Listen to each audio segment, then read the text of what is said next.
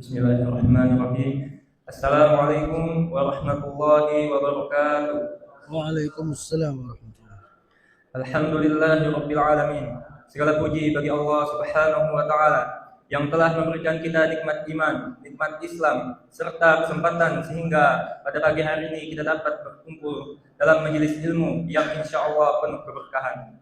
Salawat serta salam semoga senantiasa tercurah kepada junjungan kita Nabi Muhammad sallallahu alaihi wasallam, kepada keluarga beliau, sahabat beliau serta seluruh umatnya yang istiqomah hingga akhir zaman kelak.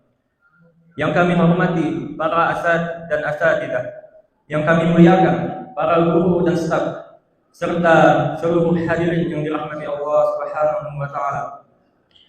Selamat datang dalam acara Daurah Bekal Ramadan yang diselenggarakan oleh keluarga besar Yayasan Darussalam Serbian.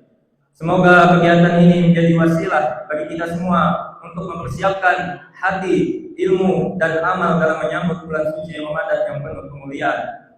Hadirin yang berbahagia, sebagaimana kita ketahui, Ramadan bukan sekadar bulan ibadah, namun merupakan bulan tarbiyah, bulan pembinaan diri, dan momentum untuk memperbaiki hubungan kita dengan Allah Subhanahu wa taala. Oleh karena itu, melalui daurah ini kita berharap dapat memperoleh bekal terbaik agar Ramadan yang mendatang menjadi lebih bermakna dan penuh keberkahan. Semoga Allah Subhanahu wa taala menjadikan langkah kita hari ini sebagai langkah menuju kebaikan dan mengumpulkan kita dalam majelis yang dicatat sebagai majelis ilmu. Amin ya rabbal alamin. Hadirin yang dirahmati Allah Subhanahu wa taala. Tibalah kita pada sesi pertama dalam rangkaian Daurah Bekal Ramadan pada pagi hari ini. Sesi pertama akan mengangkat tema bagaimana seharusnya kita menyambut bulan Ramadan yang insyaallah akan disampaikan oleh Ustaz Syamsul Lutfi LC Hafizahullah taala.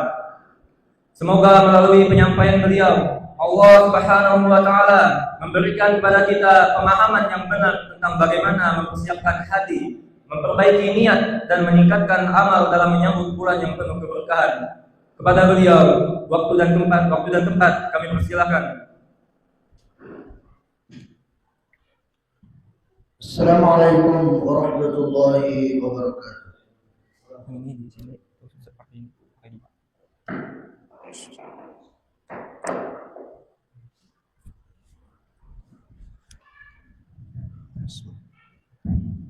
Assalamualaikum warahmatullahi wabarakatuh. Innal hamdalillah nahmaduhu wa nasta'inuhu wa nastaghfiruh wa na'udzu billahi min shururi anfusina wa min sayyiati a'malina. May yahdihillahu fala mudilla lahu wa may yudlil fala hadiya lahu. Wa asyhadu an la ilaha illallah wahdahu la syarika lahu. وأشهد أن نبينا محمدا عبده ورسوله. يا أيها الذين آمنوا اتقوا الله حق تقاته ولا تموتن إلا وأنتم مسلمون.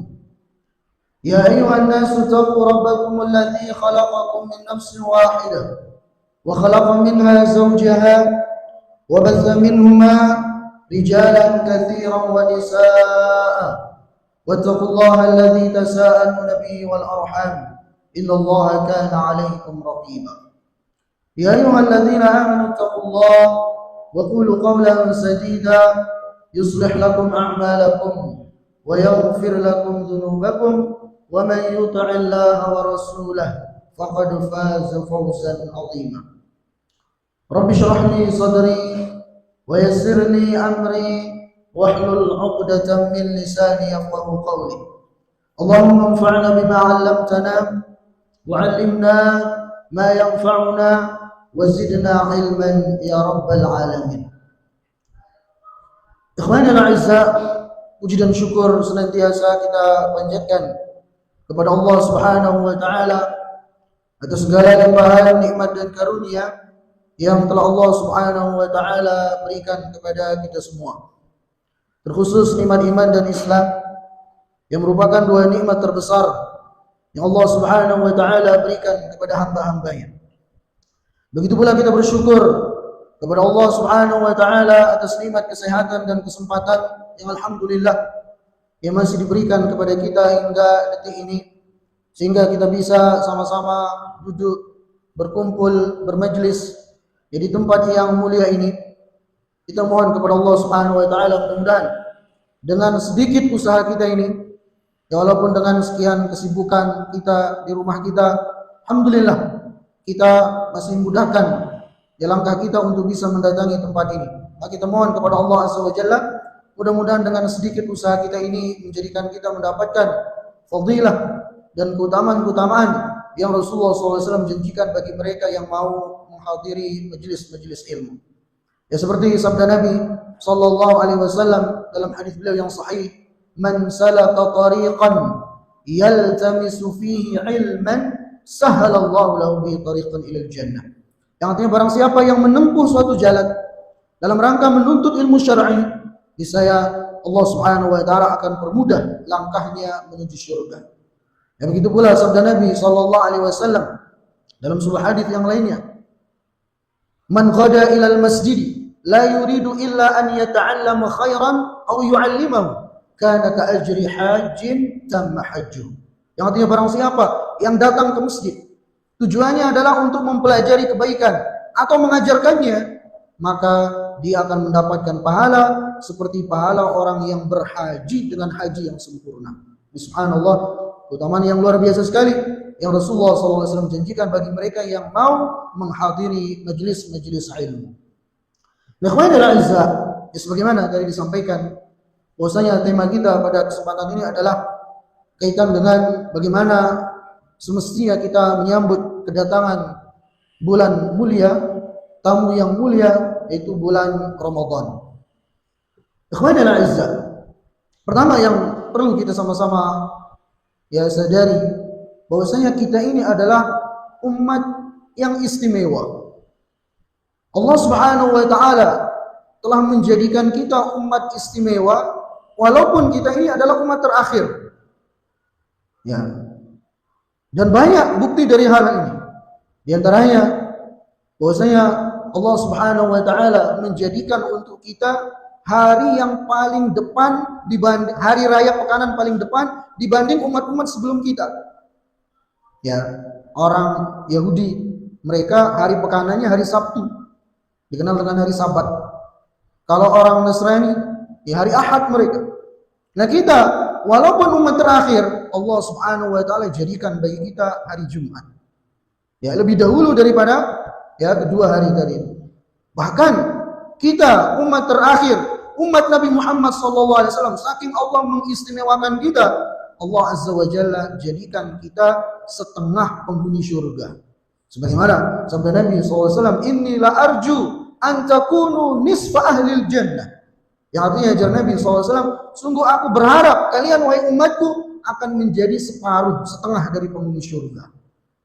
Lihat bagaimana ya kita ini dimuliakan oleh Allah Azza wa Jalla. Nah, salah satu bentuk kemuliaan yang Allah Azza wa Jalla spesialkan kita dengannya, ya umat Nabi Muhammad SAW, umat terakhir ini adalah Allah Subhanahu wa taala jadikan untuk kita waktu-waktu yang istimewa.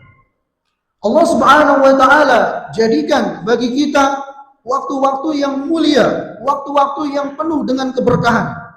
Sehingga walaupun umur kita rata-rata pendek, kita bisa mengungguli ibadah atau pahala-pahala dari umat-umat terdahulu.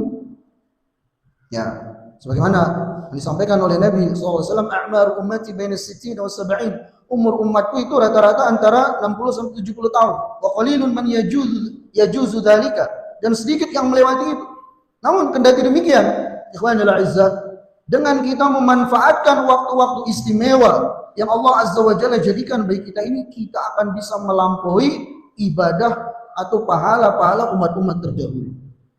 Ya, nah tinggal kitanya ya mau tidak kita memanfaatkan momen-momen spesial, momen-momen istimewa yang Allah berikan kepada kita. Nah, salah satu waktu istimewa, salah satu waktu yang mulia, waktu yang barokah yang Allah Subhanahu wa taala jadikan untuk kita adalah ini. Bulan Ramadan. Bulan yang sebentar lagi akan kita masuki ini. Bulan yang di dalamnya pahala-pahala dilipat gandakan oleh Allah Subhanahu wa taala. bulan yang di dalamnya syaitan-syaitan dibelenggu, bulan yang di dalamnya pintu surga dibuka lebar-lebar oleh Allah Azza wa Jalla, bulan yang di dalamnya pintu neraka ditutup serapat-rapatnya oleh Allah Azza wa Jalla, bulan yang di dalamnya para hamba akan bisa meraih pengampunan Allah Jalla Jalaluh, bulan yang di dalamnya sebagian dari hamba-hamba Allah akan dibebaskan dari api neraka setiap malam-malamnya. Sebagaimana yang Rasulullah Sallallahu Alaihi Wasallam sampaikan dalam banyak hadis-hadis beliau tentang keutamaan daripada bulan Ramadan ini. Maka ini, ikhwanil a'izza, ketahuilah dan sadarilah bahwasanya kita ini adalah umat istimewa. Nah, ikhwanil a'izza, lantas kemudian bagaimana semestinya kita ketika menyambut bulan Ramadan ini? Apa yang semestinya kita persiapkan?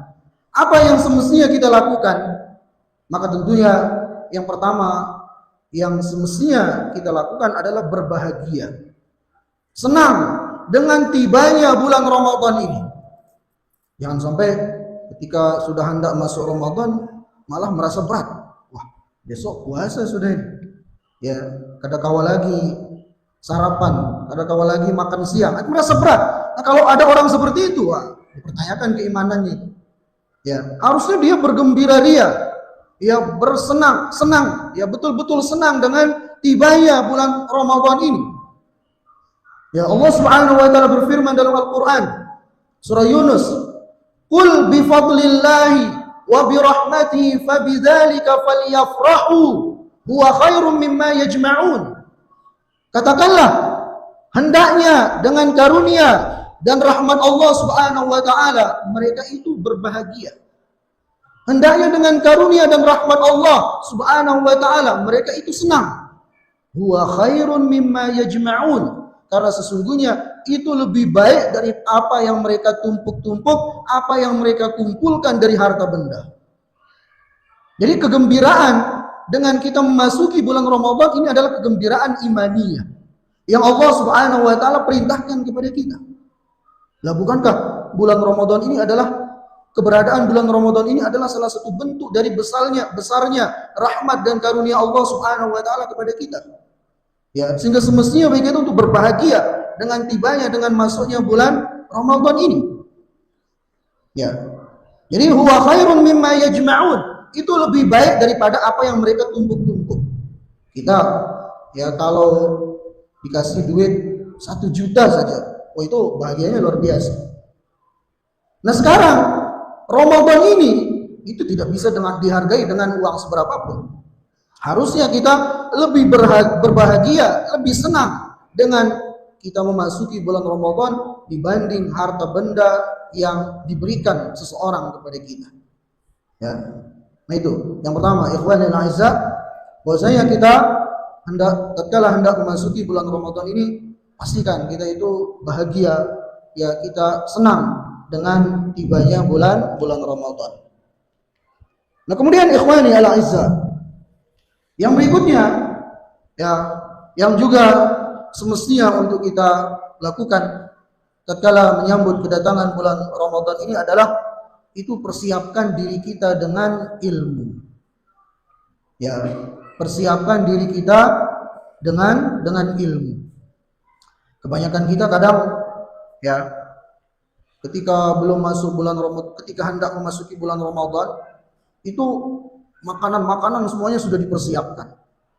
Ya, yang frozen-frozennya itu beli ini beli itu. Ya, kulkasnya sudah full, lengkap. Persiapan untuk sahurnya, untuk berbukanya lengkap, sudah komplit semua. Ya.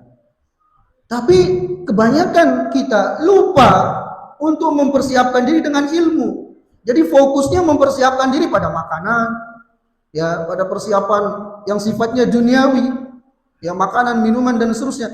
Tapi lupa mempersiapkan ilmu untuk menghadapi, untuk memasuki bulan Ramadan ini. Ya padahal mempersiapkan diri dengan ilmu itu lebih utama dibanding persiapan makanan dan minuman tadi itu.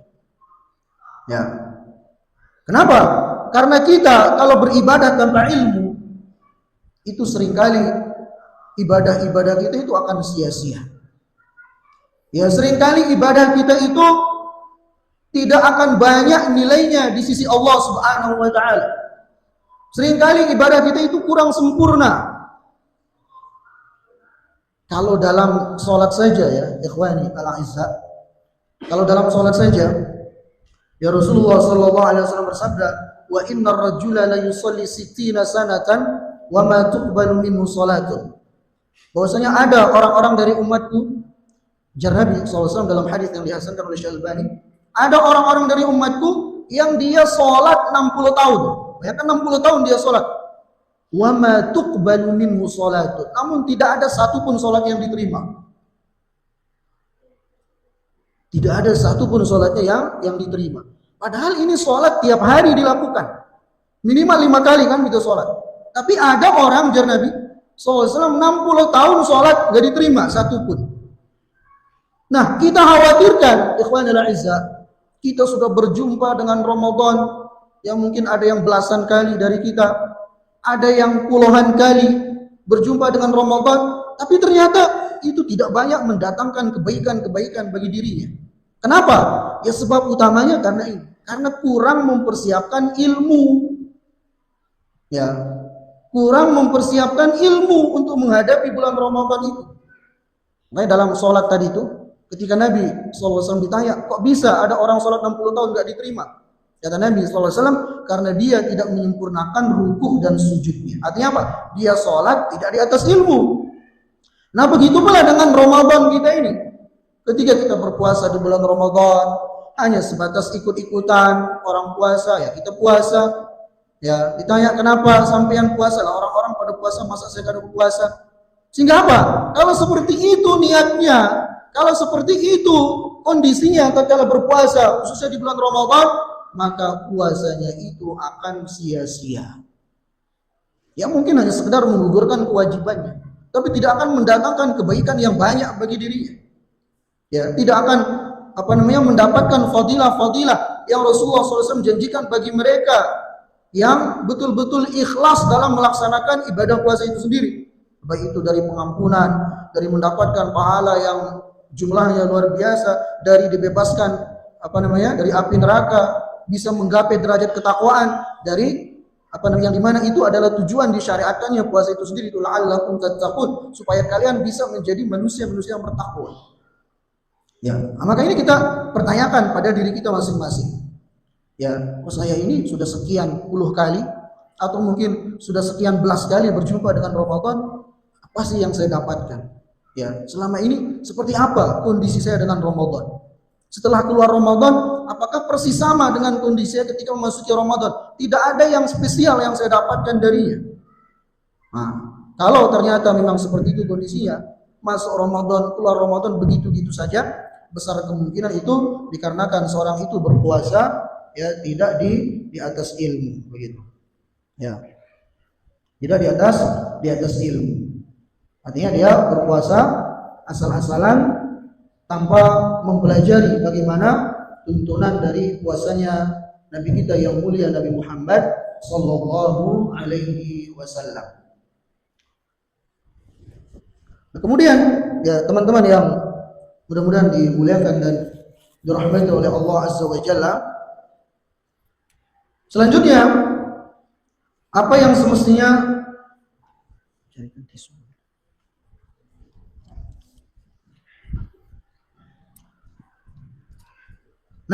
jadi yang poin yang berikutnya ya, dari hal-hal yang semestinya kita lakukan sebagai persiapan kita untuk memasuki bulan Ramadan ini adalah hendaknya kita berusaha ya sebelum kita memasuki bulan Ramadan kita sudah membersihkan jiwa kita dari segala noda-noda dan kotorannya.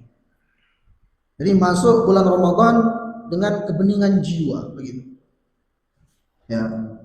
Bagaimana cara kita? Ya pertama adalah dengan kita memperbanyak taubat, memperbanyak istighfar kepada Allah Subhanahu wa taala ya sebelum kita memasuki bulan Ramadan ini. Diperbanyak minta ampun, berbanyak beristighfar kepada Allah Subhanahu wa taala. Ya, kenapa? Karena ikhwanul a'izzah, seringkali maksiat-maksiat yang kita belum bertaubat darinya itu bisa menghalangi kita dari ketaatan-ketaatan kepada Allah Subhanahu wa taala. Ya, seringkali dosa-dosa yang masih terus kita lakukan, ya, khususnya di bulan Ramadan, itu banyak menghalangi kita dari melakukan ketaatan-ketaatan kepada Allah Subhanahu wa taala. Dan memang demikian sifat atau dampak buruk dari dosa itu. Ya, ketika kita belum bertaubat darinya, salah satu dampak buruk dari dosa itu adalah menjadikan kita malas, ya, menjadikan kita berat untuk beribadah kepada Allah Subhanahu wa taala. Itu dampak buruk dari dosa. Makanya disebutkan dalam sebuah hadis yang sahih, ya, Rasulullah sallallahu alaihi wasallam bersabda, "Innal mu'min idza aznaba dzamban nukitat nuktatun sauda'u fi qalbi." Jadi orang yang beriman itu apabila dia terjerumus ke dalam dosa, maka akan muncul bercak hitam, noda hitam pada hatinya. Ya. Dan kalaupun dia terus melakukan dosa itu, maka noda hitam itu akan semakin banyak. Sehingga kata Nabi SAW akan menjadikan hatinya hitam legam. Jika la ya'rifu munkaran wala ma'ruf. Orang kalau sudah seperti itu kondisinya, maka dia sudah tidak bisa mengenal lagi mana baik mana buruk. Karena hatinya sudah hitam legam. Ya, sehingga dia pun kemudian berat, malas untuk beribadah kepada Allah Subhanahu wa taala. Karena masih penuh, ya, bergelimang dengan dosa-dosa tadi itu. Nah, ini yang kita takutkan, ikhwanil azza. Ya. Jadi dosa itu akan bisa menghalangi kita. Makanya disebutkan dalam ucapan para salaf yang lain, ada seorang mengeluhkan kondisinya yang malas, yang berat untuk beribadah. Maka dikatakan kepada dia, qayyadatka dzunubuka. Kamu ini masih terkekang oleh dosa-dosamu. Itu yang menjadikan engkau itu berat, malas untuk beribadah kepada Allah Azza wa Jalla. Masih terkekang oleh dosa-dosa yang Anda itu belum bertaubat darinya.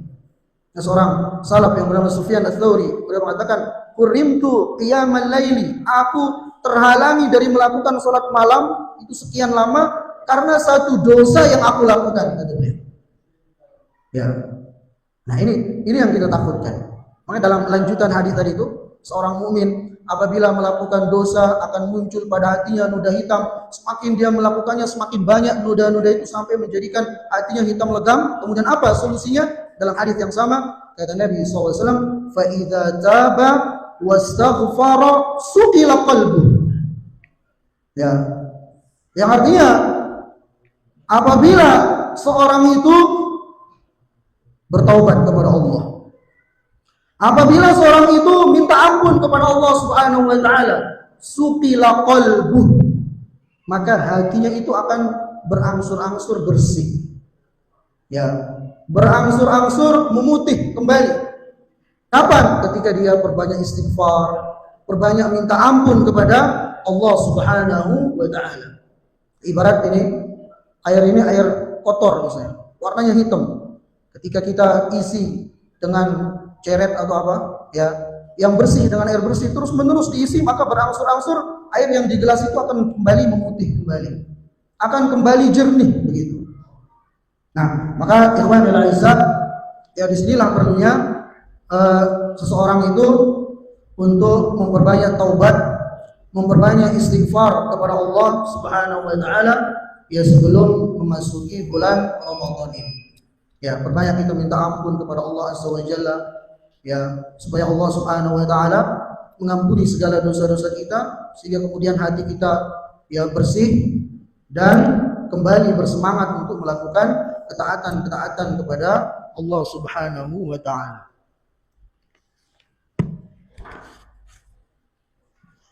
Nah, dan itu dosa dalam segala hal, ya. Ya, termasuk dalam masalah makanan-makanan haram gitu. Maka disebutkan dalam Al-Qur'an, "Ya ayyuhar rusul kulu minat thayyibat wa'malu shalihan." Artinya, wahai para rasul, makanlah dari yang baik-baik dan laksanakanlah amal soleh. Nah, pertanyaannya, kok dalam ayat ini Allah menggandengkan perintah memakan yang baik-baik dengan perintah untuk melakukan amal soleh.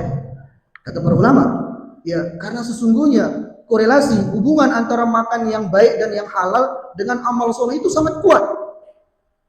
Ya, dimana kalau orang itu dia tidak memasukkan ke dalam mulutnya kecuali yang halal-halal, itu akan menjadikan dia semangat untuk beribadah kepada Allah Azza wa Jalla.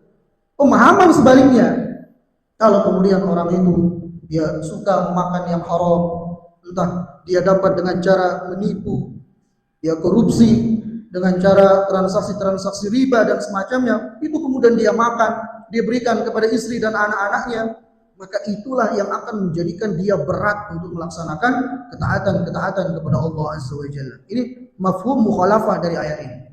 Jadi kalau memakan yang halal dan yang baik itu akan menjadikan kita semangat beribadah kepada Allah Azza wa Jalla, begitu pula sebaliknya. Ketika kita memakan dari yang haram-haram, ya itu akan menjadikan kita malas untuk beribadah, berat untuk beribadah kepada Allah Azza wa Jalla. Mari kita bersihkan hati kita pertama dengan cara memperbanyak taubat kepada Allah Azza wa Jalla. Dan sungguh ikhwani al-a'izzah, hakikatnya hukuman terberat bagi para pelaku dosa adalah ketika Allah Subhanahu wa taala sudah tidak membutuhkan ketaatan-ketaatannya. Ya, sebagaimana kisah orang-orang munafik yang Allah sebutkan dalam Al-Qur'an surah At-Taubah. Allah berfirman, "Walau aradul khuruja la a'addu lahu 'uddah, walakin karihallahu bi'atsahum." Seandainya orang-orang munafik itu betul-betul ingin berangkat jihad, niscaya mereka akan mempersiapkan bekal-bekal mereka.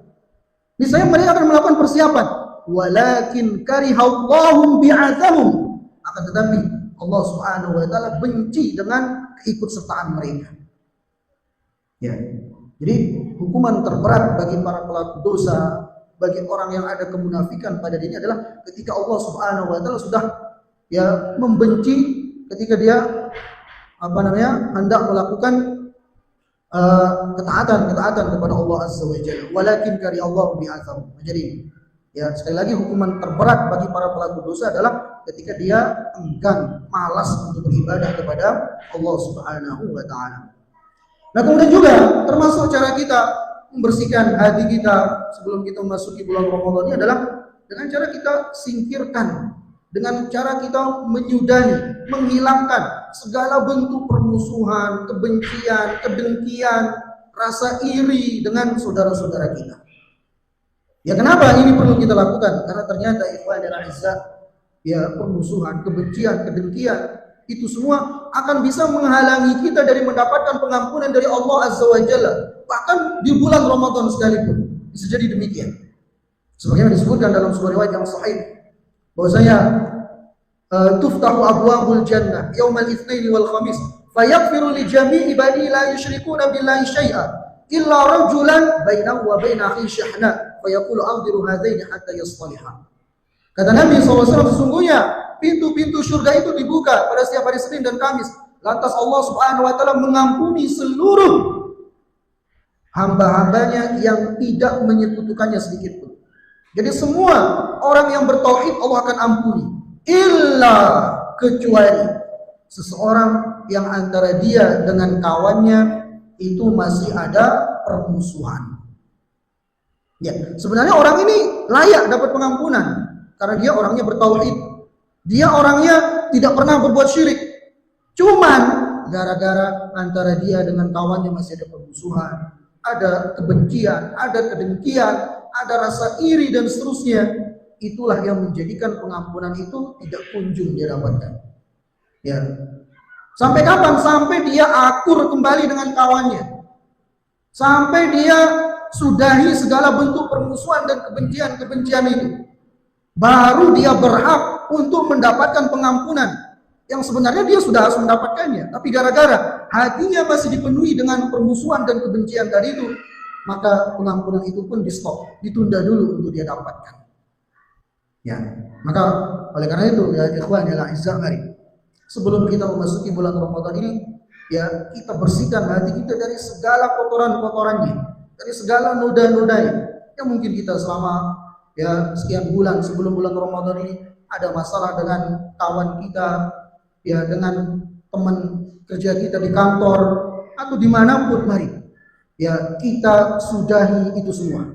Ya, kita saling memaafkan, ya kita buang segala bentuk permusuhan, kebencian, kedengkian itu, sehingga mudah-mudahan dengannya nanti di bulan Ramadan kita bisa meraih pengampunan dari Allah Subhanahu wa taala atas dosa-dosa kita yang sudah lalu. Ya. Dan dalam riwayat yang lain, ya ikhwani al-a'izzah, ini menunjukkan kepada kita betapa buruk, ya, betapa besar dampak buruk dari permusuhan itu. Disebutkan dalam riwayat Imam Bukhari. Jadi Rasulullah sallallahu alaihi wasallam bersabda, "Kharajtu li ukhbirakum bi lailatul qadri, fatalaha fulan wa fulan farufi'at." Kata Nabi sallallahu alaihi wasallam, "Aku tadinya keluar dari rumah berjumpa dengan kalian, wahai sahabat-sahabatku, aku ingin mengabari kepada kalian tentang kapan terjadi Lailatul Qadar." Jadi sebelumnya tadi disampaikan kepada pujar Nabi SAW, Lailatul Qadar itu terjadi di hari ini. Aku ingin mengabarkannya kepada kalian. Tapi ketika aku keluar, ternyata ada dua orang dari kalian yang sedang bertengkar. Fatalaha ar-rajulan, talaha ay tashajar. Ketika aku ingin mengabarkan kepada kalian Lailatul Qadar itu, tiba-tiba ada dua orang dari kalian bertengkar di depanku. Farufi'at. Gara-gara itu aku dijadikan lupa kapan Lailatul Qadar itu. Bayangkan, gara-gara pertengkaran antara dua orang sahabat, Nabi SAW lupa kapan Lailatul Qadar, dijadikan lupa. Ini menunjukkan kita apa? Ikhwanil a'izzah. Ya, bahwasanya pertengkaran, permusuhan itu akan menjadi sebab tertolaknya ya rahmat, karunia, kasih sayang Allah Subhanahu wa taala kepada kita. Ya, dan mungkin nyata kita dapat ya di sebuah instansi, misalnya, di sebuah pondok atau di sebuah rumah tangga yang di sana orang-orangnya bermusuhan, saling membenci, saling mendengki, ngalih untuk bisa maju, ngalih untuk bisa mengharapkan, untuk bisa mendapatkan rahmat karunia Allah Subhanahu wa taala. Yang ada malah kesulitan demi kesulitan kita akan dapatkan. Kalau kita di tempat kita itu saling memusuhi, saling membenci dan seterusnya. Bahkan dalam rumah tangga sekalipun. Ya, kalau kita dengan pasangan kita di rumah sering terjadi pertengkaran, ya, maka itu sulit akan menjadikan keluarga kita itu sakinah, mawaddah, warahmah. Sulit. Ini buktinya ini. Nabi sendiri SAW dijadikan lupa gara-gara dua sahabat yang tengkar di depan beliau. Apalagi kita. Ya, nah maka oleh karena itu, ya ikhwani al-a'izzah, mari sebelum kita memasuki bulan Ramadan ini, bersihkan hati kita dengan cara memperbanyak taubat kepada Allah Azza wa Jalla. Kemudian kita minta kepada Allah Azza wa Jalla agar ditolong untuk membersihkan semua kotoran-kotoran, noda-noda yang mengotori hati kita ini. Dan mungkin bahasan ini akan lebih melebar lagi dibahas oleh Ustaz kita, Ustaz Rafi Hafizahullah Ta'ala. Nah selanjutnya, ikhwanil a'izzah, lantas kemudian apa yang semestinya kita lakukan supaya kita bisa bersemangat ya untuk beribadah kepada Allah Subhanahu wa taala di bulan Ramadan yang sebentar lagi akan kita masuki ini. Ya. Apa yang semestinya kita lakukan supaya lebih memiliki semangat yang tinggi? Maka di antara yang bisa kita lakukan ya pertama adalah dengan kita menjadikan atau kita hadirkan pada diri kita bahwasanya bisa jadi Ramadan ini adalah Ramadan terakhir yang saya akan lalui. Ya, orang kalau menganggap itu Ramadan terakhirnya, insya Allah dia akan lebih semangat dalam beribadah. Makanya Rasulullah SAW ketika mengimami para sahabat, di antara yang beliau sampaikan, terkadang beliau mengatakan, "Shallu sholata muwaddi'in." Salatlah kalian seolah-olah ini adalah salat terakhir yang kalian akan lakukan. Orang kalau menganggap ini salat terakhirnya, maka dia akan berusaha salat sekhusyuk sebagus yang dia bisa lakukan. Nah begitu pula kita katakan, berpuasalah kita di Ramadan ini, menjadikan seolah-olah ini adalah Ramadan terakhir yang akan kita lalui. Dan ini bukan sesuatu yang mustahil menimpa kita. Dan mungkin kita saksikan sendiri. Ada tetangga kita, mungkin kawan kita, bahkan mungkin saudara kita, Ramadan tahun lalu masih puasa bersama kita.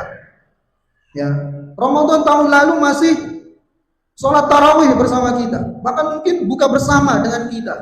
Ternyata di Ramadan ini mereka sudah tidak bisa lagi menikmati karena mereka sudah dijemput oleh malaikat maut.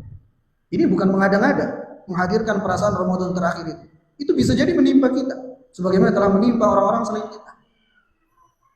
Ya, belum lagi kita nggak tahu ajal kita kan suatu rahasia Allah Azza wa Jalla, apalagi di akhir zaman ini. Kata Nabi SAW, inna min asyratis sa'ah, di antara tanda-tanda hari kiamat adalah banyaknya orang yang mati mendadak. Tapi kita nggak aman dari itu semua. Ya, maka menghadirkan perasaan ini adalah Ramadan terakhir bagi saya, ini bukanlah sesuatu yang mengada-ngada. Ya, itu bisa terjadi pada diri kita. Nah, maka orang, sekali lagi, kalau orang merasa ini Ramadan terakhirnya, maka insya Allah dia akan lebih berusaha semaksimal mungkin untuk memperbanyak ketaatan kepada Allah Subhanahu wa taala, memperbanyak amal soleh, sehingga dengannya kemudian dia mendapatkan kebaikan yang banyak. Kemudian yang kedua juga yang semestinya kita lakukan supaya kita bisa bersemangat untuk beribadah kepada Allah Subhanahu wa taala, tentunya adalah dengan kita terus minta tolong kepada Allah. Ya, agar Allah membantu kita, menolong kita untuk bisa memaksimalkan ibadah di Ramadan yang sudah di depan mata ini. Ya, perbanyak doa minta, karena Allah adalah sebaik-baik penolong bagi hamba-hambanya. Ya, seperti doa yang diajarkan oleh Nabi SAW, Allahumma a'inni ala dzikrika wa syukrika wa husni ibadatika. Ya Allah, tolonglah aku untuk selalu bisa berzikir mengingatmu. Tolonglah aku untuk selalu bisa bersyukur kepadamu. Tolonglah aku agar selalu bisa bagus, baik dalam beribadah kepadamu. Ya, wa husni ibadatika, ini poinnya. Ini perbanyak doa-doa seperti ini. Ya, termasuk juga doa yang biasa dipanjatkan oleh sebagian salafun saleh, ya seperti Yahya ibn Katsir. Ya, sebelum memasuki bulan Ramadan, beliau biasa membaca doa dengan mengatakan Allahumma sallimni ila Ramadan wa sallim li Ramadan wa tasallamhu minni mutaqabbala. Artinya apa? Allahumma sallimni ila Ramadan. Ya Allah, selamatkanlah aku supaya bisa berjumpa dengan bulan Ramadan. Wa sallim li Ramadan, dan ya Allah, serahkanlah Ramadan itu kepadaku. Apa maksudnya? Serahkanlah Ramadan itu kepadaku, maksudnya permudahkanlah aku untuk bisa memperbanyak ketaatan amal soleh di bulan Ramadan ini. Jadi seolah-olah Ramadan itu diserahkan kepada kita. Wa tasallamhu minni mutaqabbala, dan ya Allah, terimalah semua amal soleh yang aku lakukan di bulan Ramadan ini. Jadi doa-doa seperti ini bisa kita perbanyak, ya, supaya kita diberikan kesempatan oleh Allah Azza wa Jalla berjumpa dengan bulan Ramadan, diberikan semangat yang tinggi untuk beribadah di dalamnya, dan juga amal soleh yang kita lakukan di dalamnya itu semua diterima oleh Allah Subhanahu wa taala. Jadi perbanyak minta tolong kepada Allah Azza wa Jalla, karena Allah adalah sebaik-baik penolong. Tanpa Allah Azza wa Jalla kita tidak bisa berbuat apa-apa. La haula wala quwwata illa billah.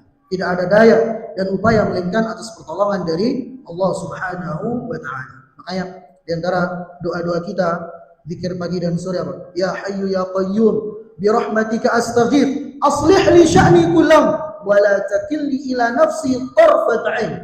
Wahai Allah, zat yang maha berdiri sendiri, yang mengurusi hamba-hambanya, dengan rahmat-Mu aku minta tolong ya Allah, perbaiki segala urusanku ya Allah, dan jangan Engkau lepas aku, jangan Engkau biarkan aku ya Allah tanpa pertolongan dari-Mu, walaupun hanya satu kedip mata ya Allah, jangan.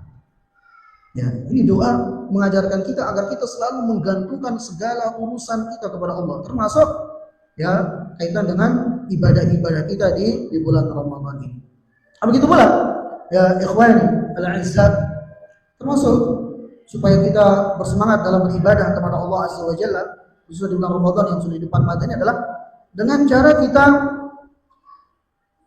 terus meningkatkan rasa syukur kita dan menyadari betapa besar nikmat-nikmat yang Allah Subhanahu wa taala telah berikan kepada kita. Kenapa? Ini kita simpulkan dari sebuah hadis Aisyah radhiyallahu taala anha.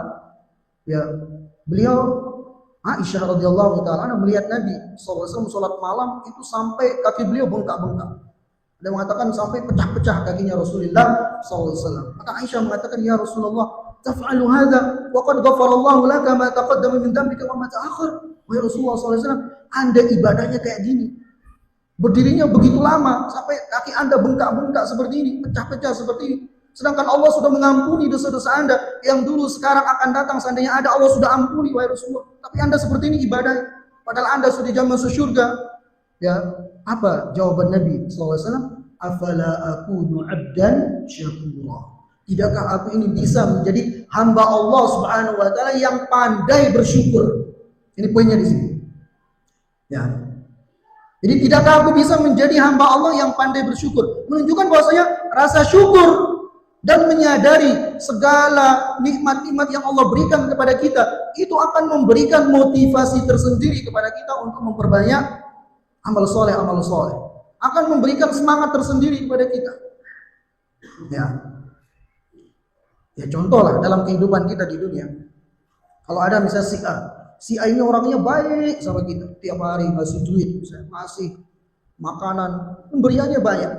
Kira-kira kalau orang itu nyuruh kita melakukan sesuatu, cepat nggak kita laksanakan? Oh, pastinya segera. Orang ini sudah banyak berbuat kebaikan kepada saya.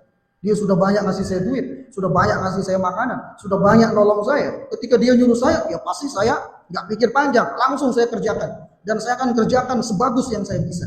Itu manusia, ya sama manusia kita kan seperti itu. Padahal berapa sih yang dikasih kepada kita oleh si manusia itu? Nggak seberapa. Nah sekarang Allah Subhanahu wa taala sudah memberikan kepada kita segala hal. Ya, memberikan kepada kita kehidupan, memberikan kepada kita tubuh awak yang sehat Masya Allah, memberikan kepada kita rizki, harta benda. Lah apakah masih wajar? Apakah wajar kemudian kita masih bermalas-malasan untuk beribadah kepada Dia? Sedangkan kalau manusia saja baru berbuat sedikit, kita begitu taat sama Dia, begitu semangat melaksanakan perintahnya. Nah, sekarang Allah Azza wa Jalla sudah memberikan segala-galanya kepada kita. Nah, maka dengan kita meningkatkan rasa syukur kita kepada Allah Azza wa Jalla, ya, dengan kita menyadari betapa besar karunia yang Allah Subhanahu wa taala yang telah diberikan kepada kita, itu akan menjadi semangat tersendiri bagi kita untuk memperbanyak amal soleh dan ketaatan kepada Allah Subhanahu wa taala. Nah, ikhwani al-aizza, ya mungkin ini yang belum bisa sampaikan yang pada kesempatan ini. Ya, mudah-mudahan apa yang tadi kita dengarkan ya sedikit ada manfaatnya. Kita belum kembalikan kepada pembawa acara. Assalamualaikum warahmatullahi wabarakatuh.